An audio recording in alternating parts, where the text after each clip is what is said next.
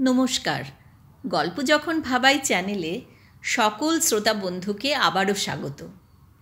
আজকে আমি পড়ে শোনাব লেখক নিহার রঞ্জন গুপ্তের কিরিটি রায় সিরিজের গোয়েন্দা গল্প বেলেডোনা। গল্প পাঠে আমি ইন্দু। গল্পটা ভালো লাগলে একটা লাইক দিয়ে চ্যানেলটাকে সাবস্ক্রাইব করে পাশে থাকার অনুরোধ থাকলো। তাহলে শুরু করি আজকের গল্প বেলেডোনা। সত্যি সংবাদটা আমাকে একেবারে স্তম্ভিত করে দিয়েছে। এ যেন চিন্তারও অগোচর। সুধাকান্ত, বিজ্ঞানের এমন একনিষ্ঠ সেবক সুধাকান্ত শেষ পর্যন্ত কিনা এমনি করে আত্মঘাতী হলো। সংবাদটা এইমাত্র দিয়ে গেল আমাদের সহপাঠী সুরেশ। পরশু বিকেলের দিকে যখন কলকাতা থেকে চলে আসি, সুরেশকে বলে এসেছিলাম হঠাৎ কৃষ্ণনগরে আমাকে চলে আসতে হলো। সে যেন আসবার সময় সুধাকান্তের কাছ থেকে কতকগুলো এক্সপেরিমেন্টের কাগজপত্র দেবার কথা, সেগুলো চেয়ে নিয়ে আসে। সুরেশ বললে পরের দিন সকালে 10টার সময় আমার নির্দেশ মতো সুধাকান্তের ওখানে গিয়েই ও জানতে পারে সুধাকান্ত গত রাত্রে আত্মহত্যা করেছে গলায় দড়ি দিয়ে। এত বড় একটা দুঃসংবাদের পর আর স্থির থাকতে পারলাম না। পরের দিন সকালের ট্রেনেই বের হয়ে পড়লাম। কেবলই সুধাকান্তের জ্যাঠামশাইয়ের কথা মনে পড়ছিল। তিনি অর্থাৎ সুধাকান্ত জ্যাঠামশাই রামবিলাসবাবু এত বড় আঘাতে যে কতখানি ভেঙে পড়েছেন, আর কেউ সে কথা না বুঝলেও আমি বুঝতে পারছি। সুধাকান্ত আমার বাল্যবন্ধুই নয়, শুধু এমএসসি পর্যন্ত সহপাঠীও। ছোটবেলায় মা বাপকে হারিয়ে সুধাকান্ত তার অপুত্রক জ্যাঠামশায়ের কাছেই পুত্রাধিক স্নেহে লালিত পালিত হয়েছে। দীর্ঘকাল ধরে অত্যন্ত সুনামের সঙ্গে কলকাতার হাইকোর্টে ওকালতি করে সুধাকান্তের জ্যাঠামশাই রামবিলাসবাবু প্রভূত অর্থ উপার্জন করেন। সংসারে তিনি নিজে, তাঁর স্ত্রী ও ভ্রাতুষ্পুত্র সুধাকান্ত ও ভাগিনেও প্রফুল্ল, এই 4টি প্রাণী ছাড়া আর আপনার জন কেউ নেই। রামবিলাসবাবু বছর 3 হলো রক্তচাপে ভুগছেন বলে ওকালতি ব্যবসা ছেড়ে দিয়ে বিশ্রাম নিচ্ছিলেন। বিশ্ববিদ্যালয়ের কৃতী ও উজ্জ্বল ছাত্র সুধাকান্ত ফলিত পদার্থবিজ্ঞানে এমএসসি পাশ করে বাড়িতেই ছোটোখাটো একটা গবেষণাগার তৈরি করে বিজ্ঞান চর্চায় ব্যস্ত ছিলেন। সহকারী হিসেবে সর্বদা সুধাকান্তের সঙ্গে কাজ করতাম আমি। দেশীয় গাছগাছরা থেকে সেতী রোগের একটা ঔষধ আবিষ্কারের বিষয়ই ছিল সুধাকান্তের গবেষণার বস্তু। মাত্র 20 আগে সে আমাকে বলছিল তার এক্সপেরিমেন্ট প্রায় সফল হয়েছে। সে সম্পর্কে আমাকে সে কাগজপত্রও দেখিয়েছিল সব। এবারে সে বিলাতে যাবে, সেখানে গিয়ে লন্ডন ইউনিভার্সিটিতে ডিএসসির জন্য থিসিস পেপার সাবমিট করবে। রামবিলাসবাবুর সঙ্গেও সে সম্পর্কে কথাবার্তা হয়ে গিয়েছে, এমনকি প্লেনে প্যাসেজ পর্যন্ত ঠিক। হঠাৎ এ কী বিভ্রাট! সুন্দর স্বাস্থ্য, প্রচুর অর্থ, উজ্জ্বল ভবিষ্যৎ। তবে তবে হঠাৎ কেন সুধাকান্ত আত্মহত্যা করল? এ জগতে তার কোনো কিছুরই তো অভাব ছিল না। অথচ পরশু বিকালের দিকে যখন তার ওখান থেকে বিদায় নিয়ে চলে আসি, তখনও তো জানি না কিছুই, বুঝিনি কিছুই। দিব্যি হেসে হেসে আসন্ন বিলাতযাত্রা সম্পর্কেই আলোচনা চলছিল আমাদের পরস্পরের মধ্যে। হঠাৎ কয়েক ঘন্টার মধ্যে এমন কি ঘটল? বেলা গোটা 12টার সময় কলকাতায় পৌঁছেই মেসে সুটকেসটা রেখে স্নান খাওয়া পর্যন্ত না করেই লেক টেরেসে সুকান্তর জ্যাঠার বাড়িতে গিয়ে হাজির হলাম। প্রকাণ্ড ইমারত, সমস্ত বাড়িটাই যেন একটা মৃত্যুর মতো হিম শীতল বোবা নিস্তব্ধতা থমথম করছে। বাইরের ঘরে প্রবেশ করতে যাব, হঠাৎ রামবিলাসবাবুর কণ্ঠস্বর শুনলাম।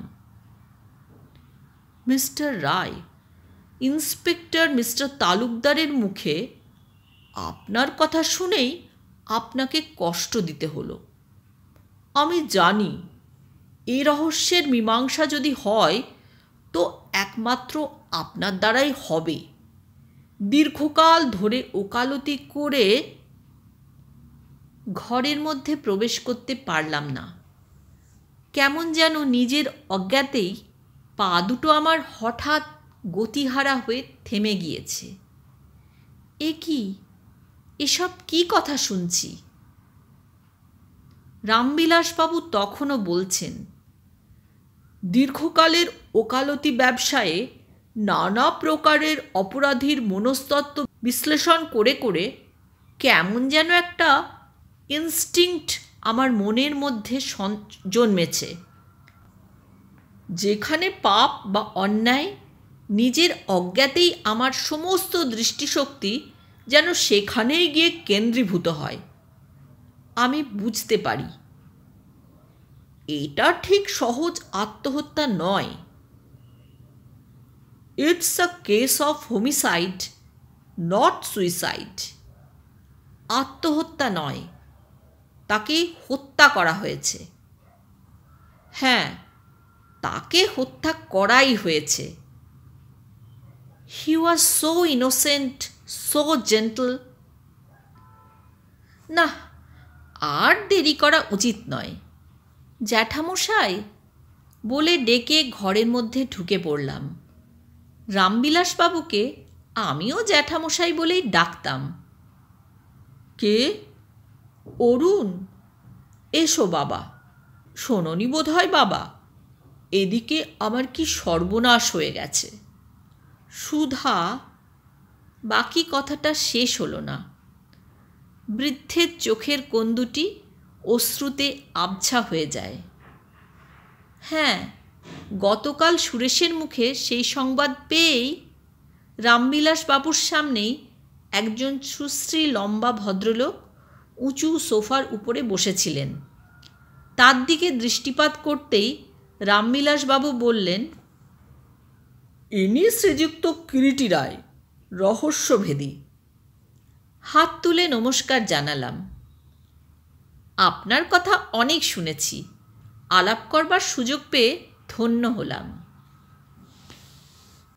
মিস্টার রায়, এই আমার সুধার বাল্যবন্ধু, সহপাঠী ও সহকর্মী অরুণ কর। অরুণ ও সুধার মধ্যে যে বন্ধুত্ব ছিল, আজকের দিনে সত্যই তা বিরল। They were like Junas সোয়ানস। কিরিটির চোখের তারা দুটো হঠাৎ যেন উজ্জ্বল হয়ে ওঠে। মৃদু কণ্ঠে বলেন, তাই নাকি? আমি কিন্তু সেদিকে বিশেষ নজর না দিয়ে রামবিলাসবাবুর দিকে চেয়ে বললাম, কিছুই তাহলে জানতে পারা গেল না হঠাৎ কেন আত্মহত্যা করল জ্যাঠামশাই? না, পরশু যখন 3টের সময় এখান থেকে তার কাছ হতে বিদায় নিয়ে চলে যায়। পরশু তাহলে আপনার সঙ্গে দেখা হয়েছিল সুধাকান্তবাবুর?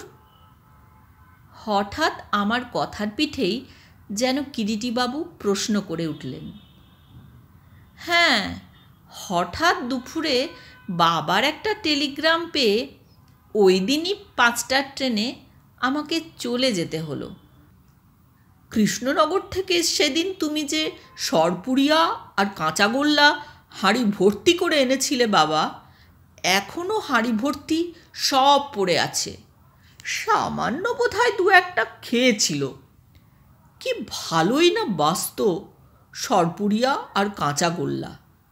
বৃদ্ধ বললেন, আপনি বুঝি সরপুরিয়া আর কাঁচাগোল্লা এনেছিলেন সেদিন? মিস্টার রায় প্রশ্ন করলেন আবার আমাকে। হ্যাঁ, 12টার ট্রেনে এনেছিলাম। ও খেতে বড্ড ভালোবাসত। প্রতিবারের মতো কৃষ্ণনগরে গেলেই যেমন কাঁচাগোল্লা সরপুরিয়া নিয়ে আসতাম, এবারও নিয়ে এসেছিলাম। আচ্ছা অরুণবাবু, ওই দিন আপনি ঠিক কটার সময় এখান থেকে চলে যান? বেলা 3টে বেজে বোধহয় কয়েক মিনিট হয়েছিল। তার পাওয়ার বোধহয় 15 মিনিটের মধ্যেই বের হয়ে যায়। মানে এখানেই তারটা পেয়েছিলেন নাকি? হ্যাঁ, আমার ছোট ভাই বরুণ জানত প্রথমে এখানেই আমি আসব, তাই বোধহয় পাছে আমার তার পেতে দেরি হয়, ডাইরেক্ট এখানেই তার করেছিল এই বাড়ির ঠিকানায়। তোমার বাবার শরীর এখন ভালো তো অরুণ? হ্যাঁ, তিনি অনেকটা সুস্থ। জানেন তো, তিনিও আপনার মতোই রক্তচাপে ভুগছেন। হঠাৎ একটা মাইল্ড স্ট্রোক। আচ্ছা অরুণবাবু, সেদিন আপনার সঙ্গে সুধাকান্তবাবু যে কথাবার্তা হয় তাতে এমন কিছু কি মনে হয়েছিল আপনার, যাতে করে এমন একটা ভয়ঙ্কর কাজের জন্য তিনি প্রস্তুত হচ্ছেন বা মানসিক কোনো চাঞ্চল্য থেকে? সে ছিল সোবার। তাছাড়া চিরদিনই সে শান্ত ও ধীর মস্তিষ্ক। এখনও এ আমার স্বপ্নাতীত বলেই মনে হচ্ছে। আমি তো আপনাকে বলেছি মিস্টার রায়, আত্মহত্যা করার মতো ছেলেই সে নয়। I suspect the devil. He is after my property. তাছাড়া সেদিন রাত থেকে সে উধাও, কোনো পাত্তাই নেই। ইদানিং তার নামে অনেক কথাই আমার কানে এসেছে। একেবারে গোল্লায় গেছে হতভাগা। কে জ্যাঠামশাই? প্রফুল্লর কথা বলছেন কি? প্রশ্ন করলাম আমি। হ্যাঁ, আর কে? এ কাজ সেই হতচ্ছাড়াই করেছে। না না, এ কি বলছেন জ্যাঠামশাই? প্রফুল্ল? না না, এই অসম্ভব। হাজার হলেও ভাই তো। তুমি তুমি জানো না Arun, he was so greedy, so dangerous. আচ্ছা মিস্টার চৌধুরী, আজকের মতো আমি উঠলাম। কাল সকালের দিকে হয়তো আবার আসতে হতে পারে। সবই তো আপনার মুখে শুনলাম। তারপর হঠাৎ আমার দিকে ফিরে কিরিটিবাবু বললেন, অরুণবাবু, আপনার সঙ্গে আমার কয়েকটা কথা ছিল। যদি কাল সকালের দিকে একবার সময় করে অনুগ্রহ করে আমার বাড়িতে আসেন। আপনি তার ডিয়ারেস্ট ফ্রেন্ড ছিলেন, তার জীবনের অনেক কিছুই হয়তো আপনি জানেন। অনেক খুঁটিনাটি সংবাদ হয়তো আপনার কাছে পাব, and that might help the investigation. নিশ্চয়ই নিশ্চয়ই আসব। সুধার মতো বন্ধুকে হারানো যে কত বড় মর্মান্তিক তা আপনাকে আমি বুঝিয়ে বলতে পারবো না কিরিটিবাবু। জীবনে এত বড় সুহৃদ পাওয়া, ও যে পেয়ে হারায় একমাত্র সেই বোঝে। তাহলে আসি, নমস্কার। কিরিটিবাবু ঘর হতে নিষ্ক্রান্ত হয়ে গেলেন। যাবার আগে বলে গেলেন, সত্যিই দুর্ভাগ্য। জ্যাঠামশায়ের মুখেই সব শুনলাম। আমি চলে গিয়েছি 3টের পর। এরপর সুধাকান্ত তার শয়নকক্ষেই নাকি ছিল। জ্যাঠাইমা বাড়িতে নেই, তীর্থে গিয়েছেন। বাড়িতে বৃদ্ধ জ্যাঠামশাই। কয়েকদিন ধরে আবার রক্তচাপটা বৃদ্ধি পাওয়ায় ডাক্তারদের পরামর্শে কিছুদিনের পূর্ণ বিশ্রামের জন্য বেশিরভাগ সময়ে তিনি তাঁর শয্যায় শুয়ে থাকতেন। প্রফুল্ল বাড়িতে বেশিরভাগ সময় থাকেই না। কখন আসে কখন যায় তারও কিছু ঠিক নেই। রাত্রের আহার পর্বটা সাধারণত রাত্রি 9টার মধ্যেই চুকে যায়। কেবল মাঝে মাঝে সুধাকান্তর খেতে দেরি হলে ঠাকুর তার আহার্য খাবার ঘরে ঢাকা দিয়ে রেখে দিত। সে রাত্রে নির্দিষ্ট সময়ে সুধাকান্ত যখন খেতে এলো না, ভৃত্য যাদব তাকে ডাকতে যায়। শয়নকক্ষের দরজা ভিতর হতে বন্ধ, তবে দরজার ফাঁক দিয়ে বোঝা যাচ্ছিল ঘরে আলো জ্বলছে। 2-3 বার ডাকাডাকি করেও যখন সাড়া সে পেল না, তখন সে ভেবেছে দাদাবাবু হয়তো পড়াশোনা নিয়েই ব্যস্ত। এমন মধ্যে মধ্যে তো হয়, সাড়া না পেলেও ওরা আহার্য ঢাকা দিয়ে রেখে চলে যায়। সে রাত্রেও যাদব আর দেরি না করে নিচে চলে গিয়ে খাবার ঘরে আহার্য ঢাকা দিয়ে রেখে শুতে চলে যায়। পরের দিন বেলা 8:30 অবধিও যখন সুধাকান্ত ঘরের দরজা খুললে না, ভৃত্যদের মধ্যে সাড়া পড়ে গেল। ডাকাডাকি করেও দরজা খোলানো গেল না। রামবিলাস বাবুর কানে কথাটা উঠতেই তিনি ব্যস্ত হয়ে ওঠেন। কারো নিষেধ না শুনেই তিনি দরজার সামনে এসে হাজির হন। এতক্ষণ চাকর বাকরেরা জটলাই পাকাচ্ছিল। রামবিলাস বললেন, তোরা এক কাজ কর, বাগান দিয়ে ওর বাথরুমে ম্যাথর পরিষ্কার করতে যাবার যে ঘোরানো সিঁড়িপথটা আছে, সেই সিঁড়ি দিয়ে দেখ তো ঘরের মধ্যে কেউ ঢুকতে পারিস কি না। এবাড়ির অনেক দিনকার ভৃত্য যাদব সেই ছুটল সর্বপ্রথম কর্তার নির্দেশে বাগানের দিকে। সকলে স্থানুর মতো দাঁড়িয়ে বন্ধ দরজার সামনে। সকলের চোখে মুখেই উদ্বেগে সুস্পষ্ট চিহ্ন, উৎকণ্ঠা। কিছুক্ষণ পরেই ঘরের ভিতর থেকে একটা আর্ত তীক্ষ্ণ চিৎকার শোনা গেল, বাবু! কিরে, কি হলো? দরজা খোল! তীক্ষ্ণ আদেশের সুরে রামবিলাস হুকুম করেন। রক্তচাপের জন্য কিছুদিন ধরে অসুস্থ, তবু রামবিলাস যেন হঠাৎ অত্যন্ত শক্ত হয়ে গিয়েছেন। তিনি স্পষ্টই বুঝতে পেরেছেন অমঙ্গল একটা কিছু ঘটেছে। এ সময় নাক ভাড়ালে চলবে না। চিরদিনের অত্যন্ত শক্ত প্রকৃতির ঝানু উকিল রামবিলাস যেন তার মনের বল হঠাৎ খুঁজে পেয়েছেন। আশ্চর্য মানুষের মন। আরও কিছুক্ষণ পর দরজা খুলতেই ঘরের সমস্ত দৃশ্য উদ্ঘাটিত হলো। ইলেকট্রিক ফ্যানের রডের সঙ্গে গলায় দড়ি দিয়ে ঝুলছে সুধাকান্তর প্রাণহীন লম্বমান দেহটা, বিভৎস। ঘরের মধ্যে স্থির পাষাণের মতো দাঁড়িয়ে রইলেন রামবিলাস। তার পরের ইতিহাস আরও সংক্ষিপ্ত। পুলিশে সংবাদ দেওয়া হলো, তারাই এসে মৃতদেহ নামালো। স্পেশাল ইনভেস্টিগেশন ব্রাঞ্চের লোক তালুকদার এলো। সকলের জবানবন্দিও নেওয়া হলো। জানা গেল ঠিক গোটা 4 সময় নাকি একবার মধুভৃত্য সুধাকান্তকে চা দিতে এসেছিল। সুধাকান্ত তখন চেয়ারের উপর বসে আপন মনে বিড়বিড় করে কী সব বকে চলেছে। তারপর 5টার সময় আবার সে যখন ঘর পরিষ্কার করতে আসে, দেখে ঘরের দরজা ভিতর হতে বন্ধ।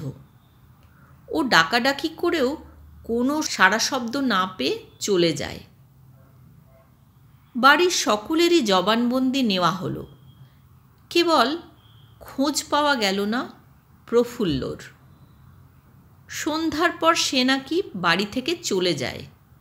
কোথায় গেছে কেউ জানে না। এখনও সে ফেরেনি। সন্ধ্যার কিছু আগে, অর্থাৎ গোটা 5 সময়, যাদব প্রফুল্লকে সুধাকান্তর বন্ধ দরজার সামনে দাঁড়িয়ে থাকতে দেখেছিল। সমস্ত মুখখানা তার নাকি ফ্যাকাশে রক্তশূন্য মনে হয়েছিল। পুলিশ সর্বত্র খোঁজ করছে, এখনও তার কোনো সন্ধান পায়নি। পরদিন বেলা 9টার সময় কথা মতো আমি কিরিটির বাড়িতে গিয়ে হাজির হলাম।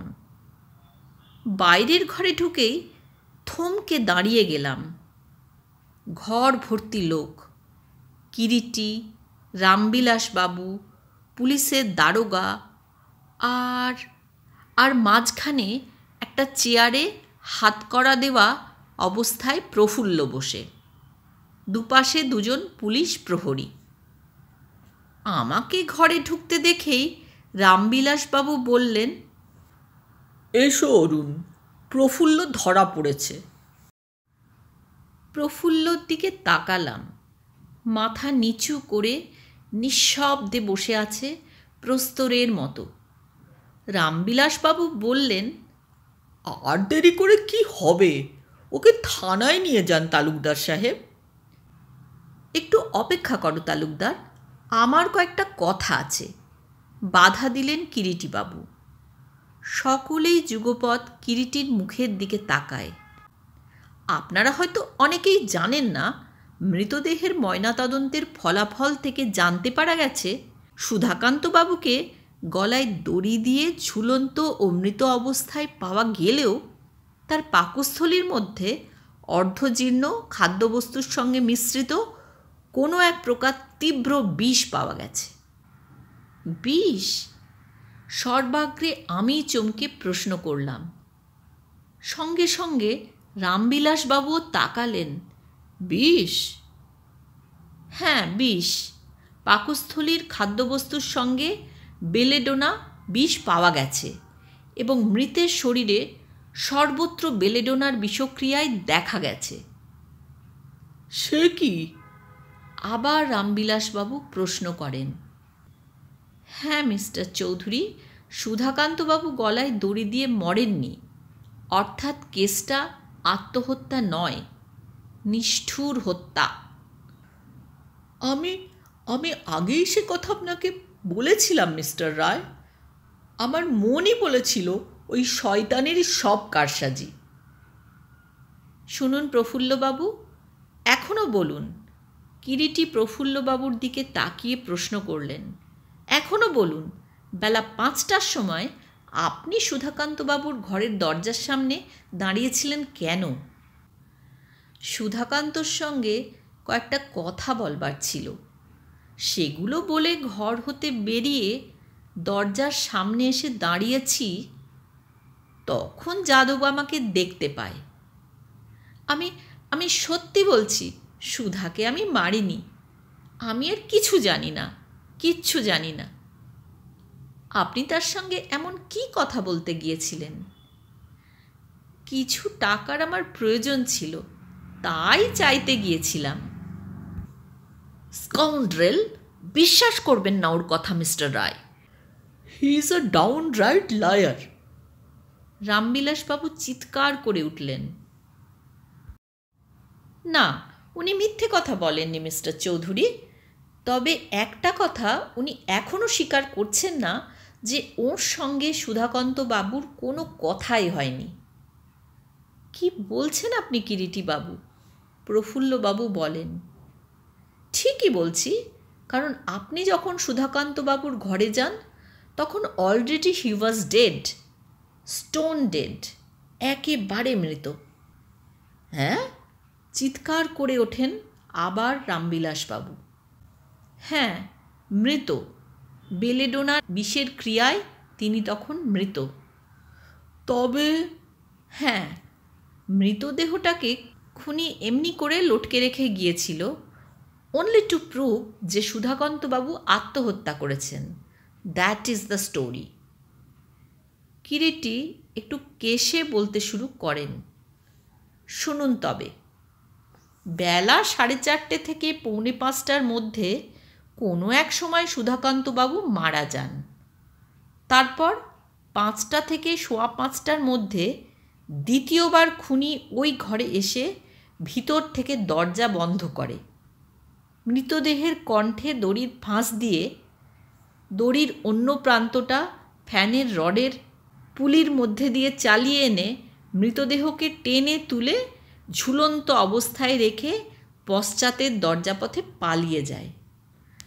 Really it was a master plan, অপূর্ব পরিকল্পনা। আগে বেলেডোনা প্রয়োগে হত্যা, তারপর মৃতদেহটাকে ফাঁসি দেওয়া। বলতে বলতে সহসা কিরিটিবাবু আমার দিকে তাকিয়ে বললেন, অরুণবাবু, রিয়েলি ইট ওয়াজ স্প্লেন্ডিড। কিন্তু কিরিটি রায়কে আপনি ফাঁকি দিতে পারেননি। দুটো কারণে আপনি ধরা পড়ে গিয়েছেন। আমি তো হো হো করে হেসে উঠলাম। তাই নাকি? ব্রেভো মিস্টার রায়। আপনার অতি অদ্ভুত বুদ্ধির তারিফ না করে আর পারছি না। শেষ পর্যন্ত আমাকেই কিনা সুধার হত্যাকারী বলে ঠাউরালেন। চমৎকার। সত্যি, এ আপনি কি বলছেন মিস্টার রায়? অরুণ, ছি ছি। রামবিলাসবাবুও প্রতিবাদ করে ওঠেন। আবার কিরিটির বজ্রকঠিন কণ্ঠ শোনা গেল, অরুণবাবু, আপনার সবচাইতে বড় ও শক্ত কর্মটি আপনার দুষ্কর্মের সবচাইতে বড় প্রমাণ হয়ে দাঁড়িয়েছে। কিরিটি রায়কে আপনি চেনেন না, নইলে গতকাল দ্বীপ্রহরে রামবিলাসবাবুর বাড়িতে এসে আমরা যে ঘরে বসে কথা বলছিলাম সে ঘরের ঠিক দরজার চৌকাঠ পর্যন্ত এসে আমাদের কথাবার্তা শোনবার জন্য দাঁড়িয়ে পড়তেন না। আপনি জানেন না অরুণবাবু, I never missed a footstep in my life. জীবনে ক্ষীণতম পায়ের শব্দও আমার এই দুটো কানকে ফাঁকি দিতে পারেনি। বলুন, একজন পরম বন্ধুর মৃত্যু সংবাদ পেয়ে কৃষ্ণনগর থেকে ছুটে এসে ঘরের মধ্যে সরাসরি না প্রবেশ করে ওভাবে দাঁড়িয়েছিলেন কেন? With what idea? আমাদের কথা থেকে নিজের পজিশনটা কি জানবার চেষ্টা করছিলেন না? ঘরে ঢুকবার আগে আমার মাথার মধ্যে তখন খুন চেপে গেছে। জীবনের সর্বশ্রেষ্ঠ বন্ধুর হত্যাপরাধে অভিযুক্ত হয়েছি আমি। সকলে আমার মুখের দিকে বিস্ময়ে ও আতঙ্কে তাকিয়ে আছে। ছিঃ ছিঃ, কি লজ্জা, কি লজ্জা! ধরনী, দ্বিধা হও। এর চাইতে আকাশ থেকে বজ্র আমার মাথায় ভেঙে পড়ল না কেন? রামবিলাসবাবুর মুখের দিকেও চাইতে পারছি না। ঘরের আটজোড়া চোখের অগ্নিগর্ভ দৃষ্টি যেন আমার সর্বাঙ্গে আগুন জ্বেলে দিচ্ছে। Belladonna, belladonna. অরুণবাবু, ইউ আর টু ক্লেভার। কিরিটির বজ্রকঠোর কণ্ঠস্বর আবার শোনা গেল। কাঁচাগোল্লার সঙ্গে বেলেডোনা ভরে বন্ধুকে খেতে দিয়েছিলেন। কাঁচাগোল্লা পেটে গিয়ে ক্রমে বিষের ক্রিয়া শুরু হয়। প্রথমটায় সুধাকান্তবাবু নিশ্চয়ই বুঝতে পারেননি। ওই ফাঁকে আপনি চলে যান কিছুক্ষণের জন্য। বিষের ক্রিয়া যখন বেশ জমে উঠেছে, মধু ঘরে চা দিতে এসে দেখে ঝিম মেরে বসে সুধাকান্তবাবু বিড়বিড় করে কী সব বকে চলেছেন। বেলেডোনার বিষক্রিয়া। আপনি ভেবেছিলেন সব দোষ প্রফুল্লবাবুর ঘাড়ে চাপাবেন। এক ফাঁকে পরে এসে দরজা বন্ধ করে মৃতদেহটা ফ্যানের রডের সঙ্গে ঝুলিয়ে দিয়ে সোজা মেসে গিয়ে বন্ধু সুরেশবাবুকে পরের দিন কাগজপত্র নেবার ছল করে পাঠিয়ে সংবাদটা নেওয়ার জন্য কৃষ্ণনগর চলে গিয়ে অপেক্ষা করেন। সুরেশের মুখে সংবাদটা শুনে আবার এখানে ফিরে আসবার জন্য টেলিগ্রাম দিয়ে একটা মস্ত চাল চেলেছিলেন। খবর নিয়ে জেনেছি আপনার বাবাও গত কয়েকদিন ধরে সম্পূর্ণ সুস্থ। কেউ আপনাকে বাড়ি থেকে তার করেনি।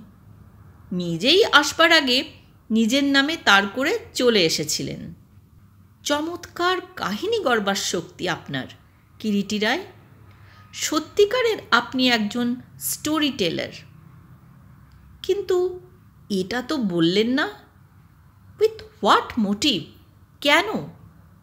আমি আমার একমাত্র বাল্যসুহৃদ একমাত্র বন্ধুকে ওরকম জঘন্যভাবে হত্যা করব? কেন? কেন? আমি চিৎকার করে প্রতিবাদ জানালাম। Here too I praise your nerve, অরুণবাবু। আপনার কথায় অপ্রাসঙ্গিক হলেও একজনের কথা আমার মনে পড়ছে। আমার এক ডাক্তার বন্ধুর সঙ্গে একবার একটি 18-19 বছরের ছেলে কাজ শেখবার ছল করে এসে ভর্তি হয়। নামটা আজও ভুলিনি, দ্বিজেন। নামেরও এত বড় মর্মান্তিক পরিহাস জীবনে খুব কমই চোখে পড়েছে। 3 মাস কাজ করবার পর দ্বিজেন যখন বন্ধুর চেম্বার হতে উধাও হলো, 2 দিন পর দেখা গেল সে বন্ধুর সমস্ত চেক বই হতে পাতা ছিঁড়ে নিয়ে গিয়েছে এবং অনুসন্ধান করে জানা গেল যে 5 মতো টাকাও সে বন্ধুর সই জাল করে অলরেডি তুলে নিয়েছে। অথচ ছেলেটিকে দেখে একবারও মনে হয়নি একটা ঘৃণ্যতম ক্রিমিনাল, একটা জালিয়াত তার ভদ্র নাম ও পরিচয়ের অন্তরালে ওঁত পেতে বসে আছে। আপনিও দ্বিজেন সেই এক শ্রেণীর ক্রিমিনাল যারা ভদ্র বংশে জন্মাবার সুযোগে সেই পরিচয়টার অন্তরালে থেকে আত্মরক্ষা করে। রামবিলাসবাবু, সুধাকান্তবাবু ও আমার ডাক্তার বন্ধুদের মতো লোকেদের চোখের ধুলো দিয়ে কাজ হাসিল করে। কি বলছিলেন? মোটিভ না? আর মোটিভের কথা যদি বলেন, আপনার চাইতে বেশি মোটিভ কার ছিল? বন্ধুর গবেষণার সমস্ত খুঁটিনাটি সংবাদ জানা ছিল আপনার। আপনি ভেবেছিলেন বন্ধুকে হত্যা করে সেই গবেষণাটা নিজের নামে চালিয়ে দেবেন। অরুণবাবু, অধর্মের কল এমনিভাবেই নড়ে ওঠে। পাপের পথে এমনি করেই অকস্মাৎ বজ্রবিদ্যুৎ চমকে ওঠে। তা যদি না হতো, ধর্ম বলে কোনো জিনিসই পৃথিবীতে থাকতো না। মানুষের শান্তির পরিকল্পনা স্বপ্নেই পর্যবসিত হতো। আপনার ও দ্বিজেনের মতো লোকেরাই এই জগতে থাবা গেড়ে বসে থাকতেন। উফ, কি অন্ধকার! আমি তবে প্রিয়তম বন্ধুর হত্যাকারী? হ্যাঁ, তাতে আর ভুল কি? আপনার শাস্তি ফাঁসি নয়, ডার্ক সলিটারি কনফাইনমেন্ট আর গুনে গুনে একটা একটা করে চাবুক। হুইপিং। কিরিটি ঘৃণায় চুপ করলেন। এতক্ষণ শুনছিলেন নিহার রঞ্জন গুপ্তের গল্প বেলেডোনা।